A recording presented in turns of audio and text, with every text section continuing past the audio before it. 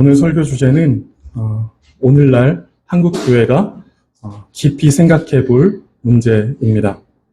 통계청 자료에 따르면 이혼 건수가 조금씩 줄어들고 있다고 합니다. 그런데 결혼 건수도 줄어들고 있고 인구 수도 줄고 있으니 이것은 이제 긍정적으로만 볼 수는 없는 문제인 것 같습니다. 중요한 문제는 사회적 인식인 것 같습니다. 요즘 TV 프로그램에 보면 이 이혼을 소재로 하는 프로그램들이 인기를 끌고 있습니다. 저는 별로 관심이 없어서 안 보는데 우리 이혼했어요. 그리고 돌싱글즈, 그리고 결혼과 이혼 사이, 그리고 뭐 또 이제 그 어떤 위기의 부부들을 대상으로 하고 있는 그런 프로그램들이 굉장히 많이 있는 것 같습니다. 이런 프로그램들이 어느 정도 사회의 인식을 반영한 것이고 또 이러한 프로그램들이 또 어떤 사회의 인식을 이끌어갔다고 하는 것도 사실일 것입니다. 이혼이라는 주제는 우리 사회에서는 터부시되었던 주제였으나 근래는 이처럼 자연스레 수면 위로 떠올라오면서 보편적이고 일반적인 삶의 내용이라는 인상을 안겨주고 있습니다.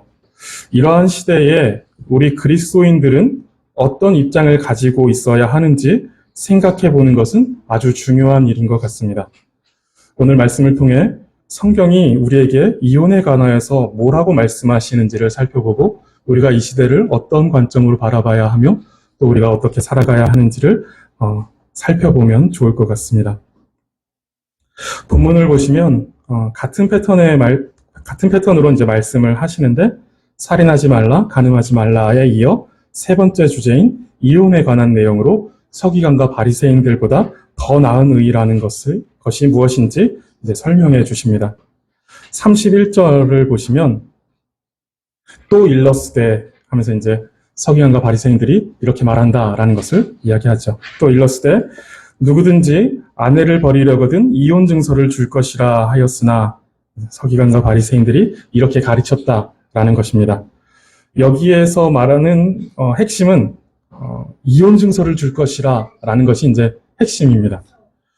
이혼 증서가 없이 이혼을 한다면 버림받은 여자들은 합당한 이혼 사유가 없이 버려진 것이 되기 때문에 음행하였다라는 오해를 받아 재혼을 할 수 없고 또 사회적으로 버림받으며 어떤 경제활동도 할 수 없기 때문에 당시에 많은 여자들이 그렇게 버려졌을 경우 몸을 팔아서 생계를 이어가는 상황에 놓이게 되었다고 합니다.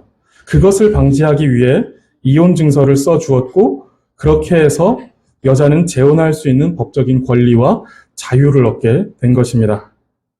그러면 이혼 증서는 좋은 거 아닌가? 서기관과 바리새인들이 잘못 해석한 것이 아닌 거 아닌가라는 이런 생각이 들 수 있습니다. 그런데 서기관과 바리새인들의 거짓된 가르침을 보면 아내를 버리려거든 이 표현에서 당시 이혼을 결정할 권한이 남자에게 있었다는 것을 알 수 있습니다. 그래서 남자들이 이혼하려고 할 때 이혼 증서만 주면 이혼을 해도 괜찮다, 상관없다, 이혼 증서만 써주면 문제가 없고 하나님의 말씀을 내가 어긴 것이 아니다라는 이해가 그들에게 있었던 것입니다. 이혼 증서를 줘서 결혼한 아내가 극단적인 어려움에 처하지 않도록 법적인 안정장치를 마련해주고 자유를 주는 것으로 율법을 지켰고 의의를 행하였다라고 여기게 된 것이죠. 이 이혼 증서의 본래 목적을 살펴야 하는데 신명기 24장을 보면 모세가 이 이혼 증서에 대해서 언급하는 내용이 나옵니다. 24장 1절을 보시면 사람이 아내를 맞이하여 데려온 후에 그에게 수치되는 일이 있음을 발견하고 그를 기뻐하지 아니하면 이혼 증서를 써서 그의 손에 주고 그를 자기 집에서 내보낼 것이요 라고 이렇게 모세의 율법에 기록이 됩니다. 이때 하나님께서 모세를 통하여 이혼 증서를 주신 이유는 앞서 말씀드렸듯이 당시 남자 중심의 사회에서 여자는 마음대로 해도 괜찮은 존재로 여겨졌습니다. 마음대로 버려도 괜찮은 존재로 여겨졌다는 것이죠. 그만큼 이제 존재의 등급이 매겨지는데 여자는 아래쪽이라는 것이죠. 여자와 아이들은 수에도 넣지 않았죠. 인구를 세는데 오병이어 때도 5,000명 이렇게 하는데 5,000명의 집어넣지 않죠. 여자와 아이들의 숫자를. 출애굽할 때도 여자와 아이들은 숫자에 넣지 않죠. 60만이라고 써 있는데 실제로 여자와 아이들까지 해서 200만 정도 추정한다라고 얘기하잖아요. 여자들이 이제 그런 취급을 받았다라는 것입니다. 그래서 남자들이 아내를 너무 쉽게 버리게 될 경우 여자들이 위험한 상황에 놓이게 되니 최악을 피해 차악으로서 하나님께서 허용하신 제도가 이혼 증서를 써주는 제도입니다. 이혼은 분명히 죄의 결과입니다. 그런데 모든 이혼이 죄가 되는 것은 아닙니다. 성경에는 분명히 이혼을 허락하는 경우가 지금 나오고 있기 때문에 그렇습니다. 방금 보셨듯이 모세의 율법에도 이혼 증서를 써서 이혼하게 하라 라고 이렇게 말씀하고 있습니다. 우리가 소유리 문답 시간에 이제 십계명을 다루기에 앞서서 이제 율법의 구분에 대해서 살펴본 적이 있는데 율법은 영원한 하나님의 도덕법과 또 지금은 폐지된 예수 그리스도께서 오셔서 단번에 모든 제사를 끝내버리셨기 때문에 폐지된 의식법이 있었고 또 그리고 이제 정신만 남아서 그 나라와 그 시대에 적합한 하나님의 백성들에게 주신 그 시민법, 지금은 이제 그 정신만 남아있고 그것을 그대로 가져오진 않는 그런 세 가지 법, 도덕법, 의식법, 시민법으로 구분이 됩니다. 근데 이때 이혼은 시민법에 해당합니다. 이것은 그 시대와 국가에 맞는 법으로 지금 시대의 모든 국가에 이것은 하나님의 법이니까 너희는 하나님의 백성이라면 이 법을 다 따라라 라고 할 수 없는 법이라는 것이죠. 지금 시대에 적용될 수 없는 법이다라는 것입니다. 우리가 앞서 마태복음 5장 18절에서 율법의 1.1획도 결코 없어지지 않을 것이다 라고 하는 이 율법은 도덕법에만 해당하는 말씀인 거예요. 영원한 하나님의 도덕법에만 해당되는 것이지 이것이 이제 다른 의식법과 시민법에는 해당하는 것이 아닙니다. 그래서 이제 제가 예전에 한번 버스 정류장에 앉아 있다가 어떤 사람이 이제 굉장히 좋은 패드를 들고 저한테 다가오더라고요. 그래서 이제 전도를 하는데 이 말을 하더라고요. 율법의 1.1획도 땅에 떨어지지 않고 다 이룰 것이다라고 하셨는데 교회에서는 그렇게 가르치지 않지 않냐? 우리는 그렇게 가르치지 않는다. 우리는 하나님의 말씀 그대로 가르친다라고 하면서 이제 이야기하더라고요. 당신들 6월절 지킵니까? 그 사람들은 이 율법의 구분을 하지 않고 그 의식법이 여전히 살아서 지켜져야 한다라고 여기고 있는 것이죠. 근데 예수 그리스도께서 십자가에서 모든 그런 제사를 단번에 들이심으로 우리는 이제 더 이상 그런 의식을 행할 의무가 없죠. 근데 그 사람들은 여전히 그런 것들을 지켜야 한다. 하나도 사라지지 않을 거라고 하셨는데 무슨 말이냐 하면서 이제 이야기를 하죠. 어쨌든 이혼에 대한 법은 절대 불변의 법이라고 볼 수는 없는 것입니다. 그래서 하나님은 더 중요하고 가치 있는 사람의 생명과 약한 자를 돌보시고자 이혼 증서라는 추가 조항을 만들어 그들을 보호하시고자 하신 것입니다. 그런데 우리가 여기서 주의해서 생각해야 하는 것, 꼭 붙들고 있어야 되는 어떤 정신, 성경의 정신, 하나님의 의도, 이것이 있는데 그럼 하나님께서 이혼을 허락하셨다는 것인가? 라고 생각해서는 안 된다는 것입니다. 이거는 꼭 붙들고 있어야 해요. 하나님이 허락하는 어떤 경우를 두셨지만 그렇다고 하나님께서 그런 경우엔 무조건 이혼해라 라고 이렇게 명령하시지 않았다라는 것이죠. 기본적인 원칙과 정신이 있습니다. 시민법이라는 게 그래요. 그 정신과 그 원칙은 지금까지 살아서 이어져 온다라는 거예요. 그 정신 속에서 이제 국가의 법이 만들어져야 하고 우리가 그것을 또 따라야 하고 하는 그런 것들이 있다는 것이죠. 이것에 대하여 마태복음 19장 8절에서 예수님께서 이렇게 말씀하십니다. 예수께서 이르시되 모세가 너희 마음의 완악함 때문에 아내를 버림을 허락하였거니와 본래는 그렇지 아니하니라 라고 말합니다. 앞서 말씀드렸듯이 최악을 피하기 위해 차악의 선택권을 주신 것입니다. 너희의 완악함 때문에 최악의 사고가 날 수 있는데 그래서 내가 이혼을 허락하였지만 본래는 그렇지 아니하다 라고 이렇게 말씀하고 있는 것이죠. 그럼 본래 하나님께서 정하신 기본적인 원칙과 정신은 무엇이었을까요? 오늘 본문보다 마태복음 19장은 이것에 대해서 우리에게 더 상세하게 알려주고 있습니다. 19장 3절을 보시면 바리새인들이 예수께 나와 그를 시험하여 이르되 사람이 어떤 이유가 있으면 그 아내를 버리는 것이 옳으니까 합당하니까 라고 이렇게 질문을 하는 것이죠. 질문의 의도가 지금 잘 보시면 너무 이상합니다. 아내를 버리려고 하는데 버리고 싶은데 어떤 이유로 버리면 합당하냐라고 이렇게 묻는 거예요. 너무 이상하죠. 지금 우리 인식에서는 말도 안 되지만 당시에는 그러한 사고가 통용되던 때입니다.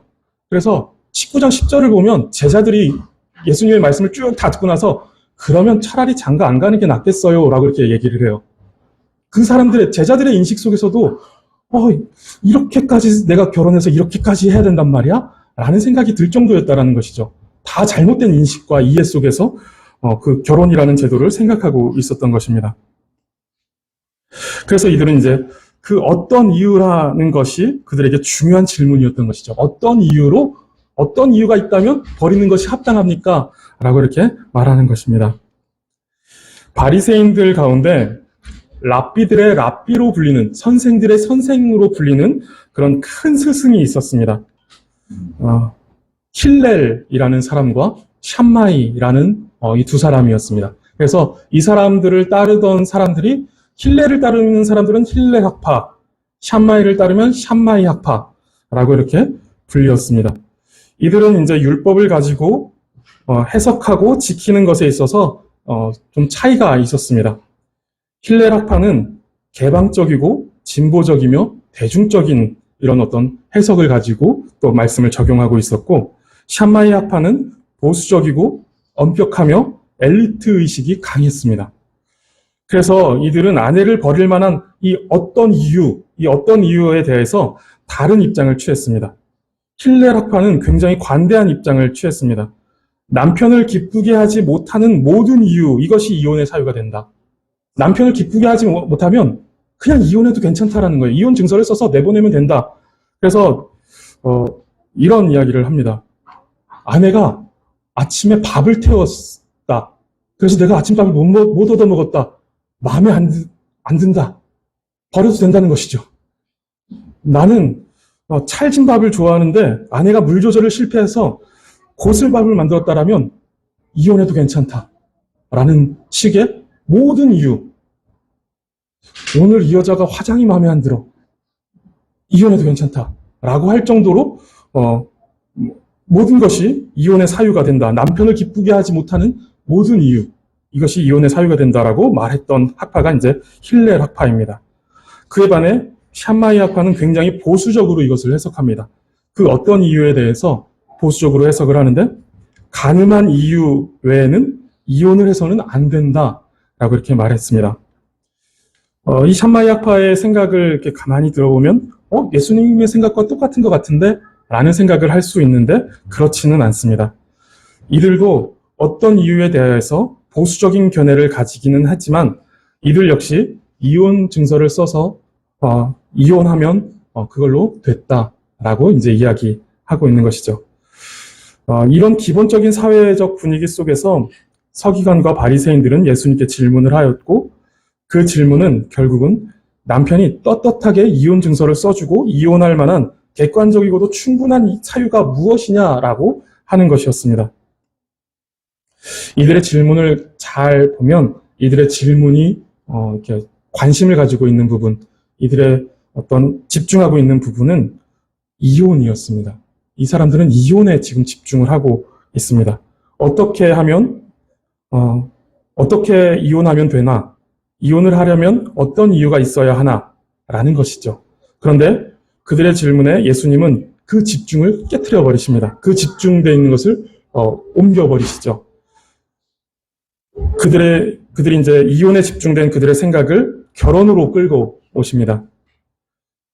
서기관과 바리새인들은 이혼에 집중하느라고 결혼의 참된 의미와 가치를 보지 못했습니다. 그렇기 때문에 그들은 이혼에 대하여 더 바르게 생각하지 못했던 것이죠. 결혼의 참된 의미를 모르기 때문에 이혼에 대해서 잘 이해를 못하고 있었던 것입니다. 모세의 율법은 이혼을 권하지 않습니다. 그런데 이들은 19장 7절을 보시면 모세가 이혼 증서를 주어서 버리라고 명령했다라고 이렇게 이야기합니다. 이혼할 사유가 있다라면, 그런 어떤 이유가 분명하게 있다라면 이혼하라고 명령했다라고 이해하고 있다라는 것이죠. 근데 모세는 그렇게 얘기하지 않았죠. 얼마나 율법을 왜곡하고 있는지 모릅니다. 이에 대하여서 예수님께서는 이혼이 아니라 참된 결혼에 대해서 말씀하시는데, 이것은 어쩌면 율법보다 훨씬 큰 대원칙입니다.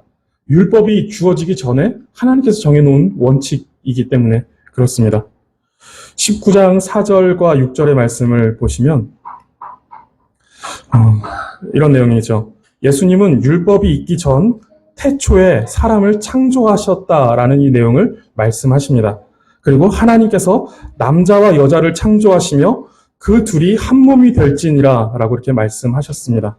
그런즉 둘이 아니요 한 몸이니 그러므로 하나님이 짝지어 주신 것을 사람이 나누지 못할지니라 라고 말씀하십니다. 어떻게 하면 이혼할 수 있습니까? 라고 했더니 예수님께서 하나님께서 남자와 여자를 창조하시고 그 둘이 하나가 되게 하셨다. 하나님께서 하나 되게 하신 그 한 몸을 사람이 나눌 수 없다라고 이렇게 말씀하시는 것입니다.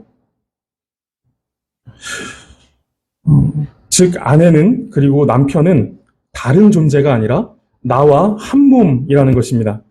하나님께서 본래 그렇게 만드셨고 분리되어 태어나 각자 자랐지만 정하신 때가 되어 결혼을 통해 한 몸이 되게 하신다라는 것입니다.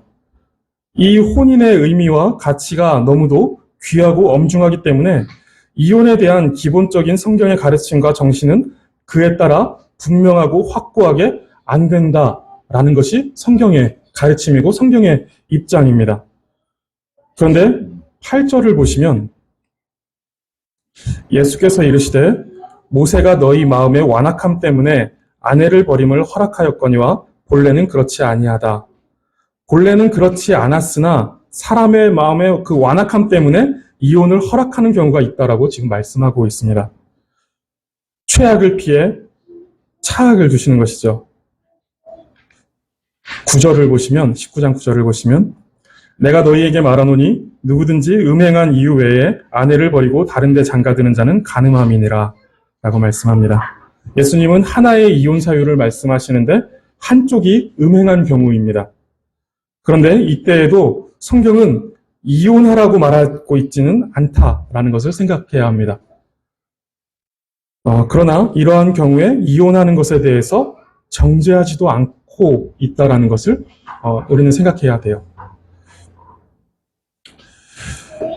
이혼은 하나님이 보시는 앞에서 혼인 언약을 취소할 만한 죄를 지은 경우에 허락되는 것인데 예수님은 음행이 지금 그러한 경우다라고 말씀하십니다. 왜냐하면 음행은 하나님이 짝지어 하나 되게 하신 남편 그리고 아내가 아닌 다른 상대와 하나가 되는 것이기 때문에 그것에 대해서는 이혼해도 괜찮다라는 그런 어떤 예외의 조항을 두시는 것입니다.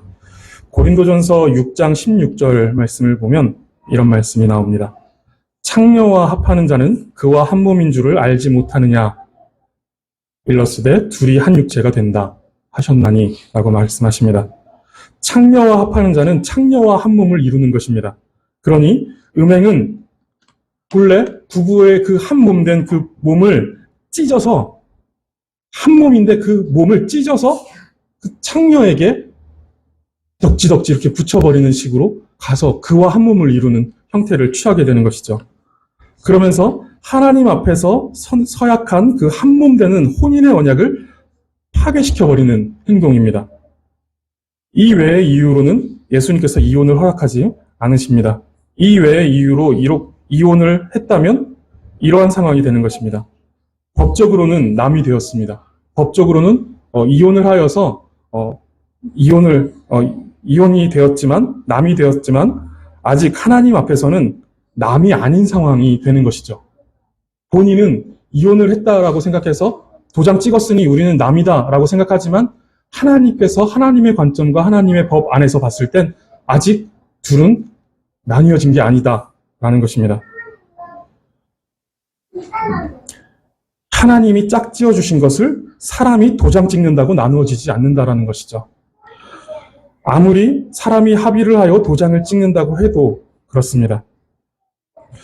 그래서 9절을 다시 보시면 음행한 이유 외에 아내를 버리고 다른 데 장가드는 자는 간음함이니라 라고 말씀하시는 이유가 그것입니다. 음행한 이유가 없다면 아직 하나님 앞에서 두 사람은 한 몸으로 여겨지는 것입니다. 그런데 그 상대가 새로 장가를 들게 되면 그때는 첫 번째 아내와 이루어진 그 한 몸이 찢어지는 상황이 그때 벌어지는 것이죠.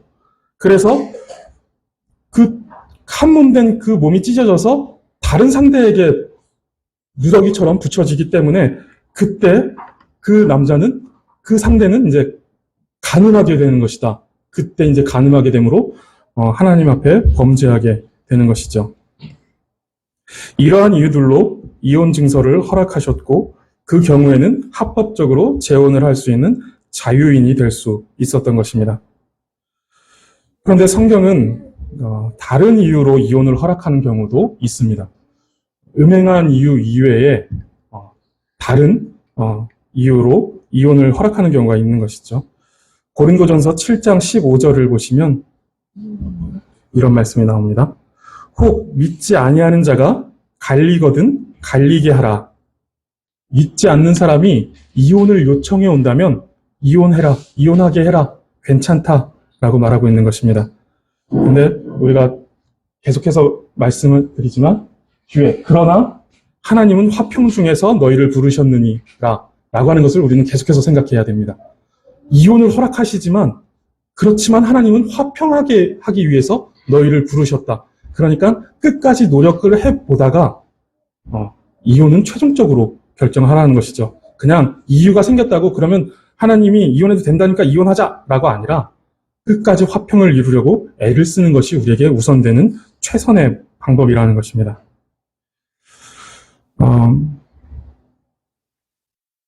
이때 이제 믿지 아니하는 자가 갈리거든 갈리게 하라라는 이것을 보시면 믿지 않는 사람과는 이혼해도 된다라는 것이 아니라 믿지 않는 사람이 신앙의 이유로 이혼을 먼저 요구해 올 때 이혼해도 괜찮다라는 것이었습니다. 그런 말씀입니다. 그래서 성경은 이혼에 대해서 허용하는 경우가 배우자가 간음했을 경우 그리고 믿지 않는 배우자가 신앙의 이유로 이혼을 요청했을 경우를 이제 성경은 이야기합니다. 조심스럽지만 이혼의 경우 조금 더 확대해 볼 여지가 있습니다. 절대로 서기관과 바리새인들처럼 이혼할 이유를 찾는 것에 집중하려는 것이 아니라 우리의 삶이 단순하게 간음과 신앙의 이유 외에 이혼을 금한다고 했을 때 오히려 율법의 정신이 손상될 수 있기 때문에 그렇습니다. 모세의 율법에 이혼을 허용하는 경우를 두신 이유가 더 큰 악이 발생하지 않기 위해 차악으로서 이혼 증서를 써줌으로 이혼을 허용하셨다라고 이렇게 말씀드렸습니다. 이혼은 분명히 악한 것이지만 더 큰 악이 발생하지 않아야 한다는 것이 하나님의 의도에 있었습니다. 웨스트민스터 신앙고백서를 보시면 24장 6항에 이런 내용이 나옵니다. 간음이 아닌 한 그리고 또는 교회나 국가 통치자가 회복할 수 없을 정도로 의도적인 유기가 아닌 한 그 어떤 것도 결혼으로 묶인 것을 풀 만한 충분한 이유가 되지 못한다. 여기서 보시면 의도적인 유기가 아닌 한이라는 단서를 달고 있습니다. 여기서 이제 교회나 국가 통치자가 회복할 수 없을 정도로 그들을 국가나 교회가 개입하여서 이것들을 조정하려고 하는데 그것이 조정이 되지 않을 만큼 심각한 상태의 죄를 악이 행해지고 있다라면 의도적으로 그런 유기가 발생하고 있다라면 이것도 이혼을 허용하는 경우로서 웨스트민스터 신앙고백서는 이야기하고 있는 것입니다. 그렇다면 이런 경우를 생각해 보면 어떨까요? 한 남자가 자기 아내를 죽도록 싫어하여 그녀가 없어져 주기를 바란다면 그래서 그 남자가 아내를 죽을 지경에 이르도록 상습적으로 폭행한다면 그리고 자녀들까지도 폭행을 한다면 이런 경우는 어떨까요? 사실 한국 사회에서는 오랫동안 발생하고 있었던 일이었고 이전 시대에는 그래도 꾹 참으며 살아냈던 이유기는 합니다. 할 수만 있다면 참고 그 사람을 위해서 기도하고 그 사람이 회개하도록 이끌어주는 것이 가장 좋을 것입니다. 그래서 아까 말씀드렸던 고린도전서 7장 15절은 화평으로 우리를 부르셨다라고 이렇게 예수님께서 바울이 이야기하기도 합니다. 그런데 현실이 너무 심각할 정도로 위협적인 경우가 있다는 것이죠. 그렇게 매맞아 죽게 되는 경우가 뉴스에서도 나오게 되고 그것이 기사화되지 않지만 그런 일들이 벌어지고 있는 것입니다. 심각한 위협 속에서 하나님의 형상이 마구 파괴되어지고 존중받지 못하고 공포 속에 시달리는 그런 일들이 계속해서 지속되고 있다라면, 반복되고 있다라면, 그리고 교회와 국가 권력이 거기에 개입하여서 이런 식으로 하면 안 됩니다. 이렇게 폭력을 행사해서는 안 되고, 이렇게 위협을 해서는 안 되고, 이런 식으로 가서는 안 됩니다. 라고 이렇게 개입을 해서 개선을 하려고 회복을 위해서 노력을 하지만 회복되지 않는 경우, 그 상황을 가만히 두면 더 큰 악이 발생할 것입니다. 그렇다면 사악한 남편이 그 아내를 없애려는 여러 사악한 시도와 충동을 없애기 위해 이혼은 허락되어야 한다라는 것이 웨스트민스터 총회에서 나온 그런 결론이었던 것이죠. 그래서 이 웨스트민스터 신앙고백서를 해설하는 여러 신학자들은 이 외에도 폭언, 도박, 그리고 가정을 너무 돌보지 않는 게으름까지도 요 가정을 심각한 위기로 몰아가는 것에 포함시키고 있습니다. 그리고 우리가 한 가지만 더 생각해 보면 이건 생각해 볼 거리입니다. 라벤더 결혼이라는 거 혹시 들어보셨나요? 라벤더 결혼. 동성애자들이 자신들이 사회적으로 성소수자인 것을 감추려고 하는 일종의 위장 결혼입니다. 자신이 성소수자임을 감추기 위해서, 사회적으로 그것을 드러내지 않기 위해서 이성과 결혼하는 것이죠. 동성애자인데, 사랑하지 않는데 위장하기 위해서 결혼하는 것입니다.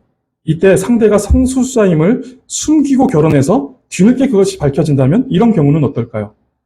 지금 시대는 흔하지 않을 수 있지만 지금도 분명히 일어나고 있기 때문에 이런 라벤더 결혼이라는 표현이 만들어졌겠죠.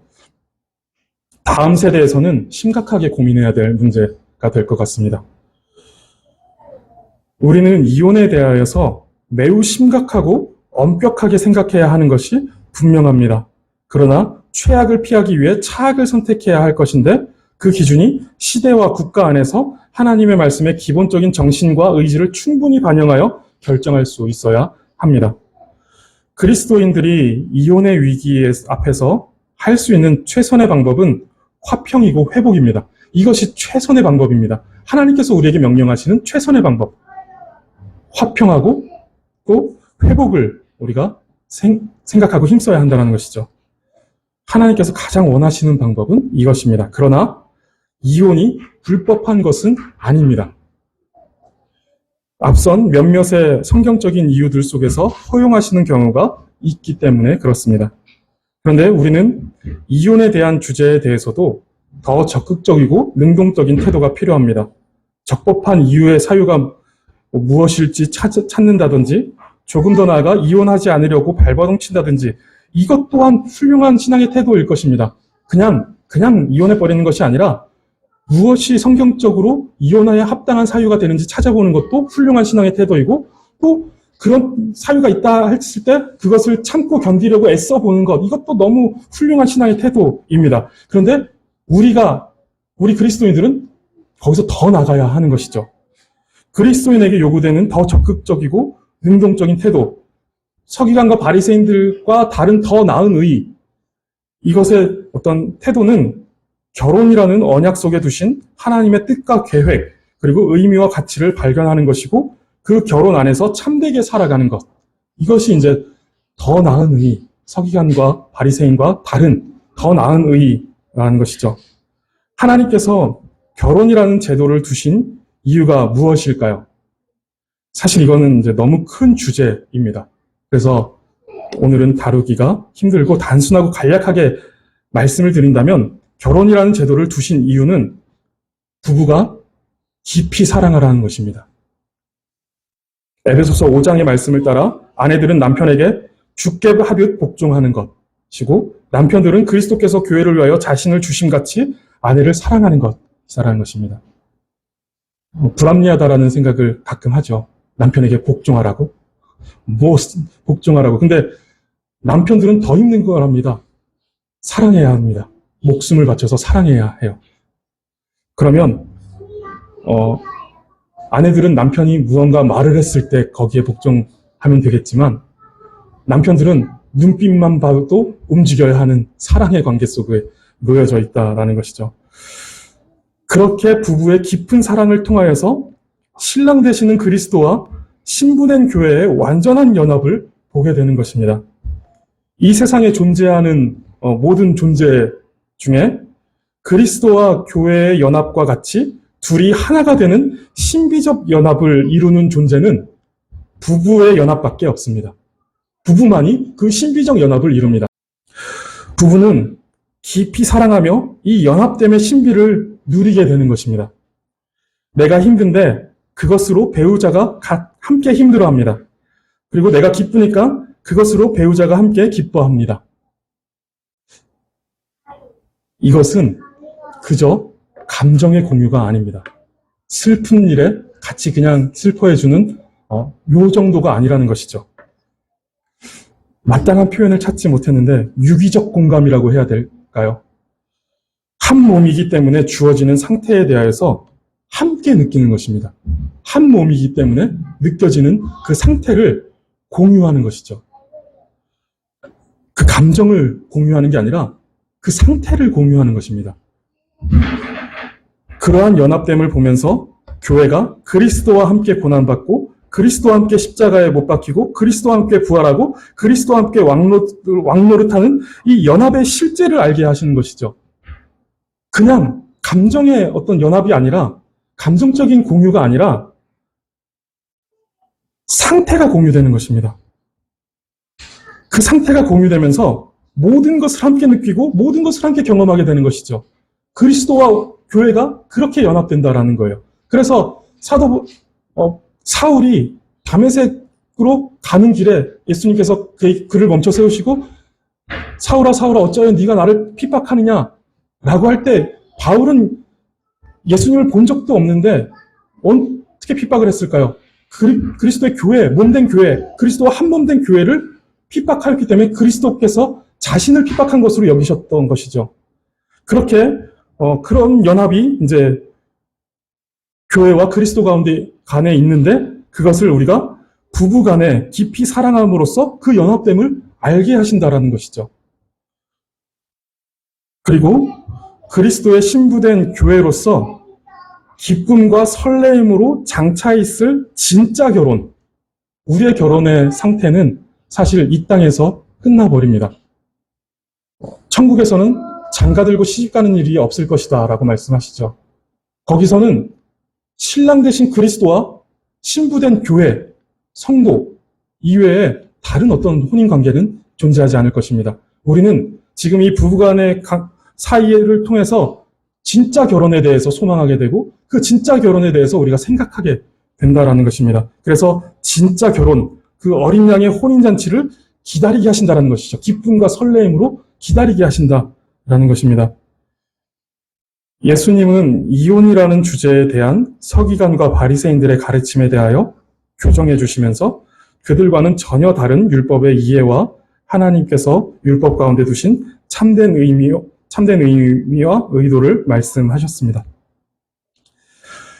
인간의 완악함 때문에 어쩔 수 없이 이혼을 허용하시지만 그렇다고 결코 이혼을 하라고 명령하시거나 이러한 경우에 이혼해라라고 장려하시지 않으십니다. 더 나아가 예수님은 이혼이라는 주제를 결혼이라는 신비적 연합을 통해 이해하도록 하시면서 그리스도인으로서 서기관과 바리새인보다 더 나은 의를 따라 가는 것이 무엇인지에 대해서 우리에게 알려주십니다. 이혼이라는 주제가 지금 현대 사회에서 너무 일상적인 주제가 되었습니다.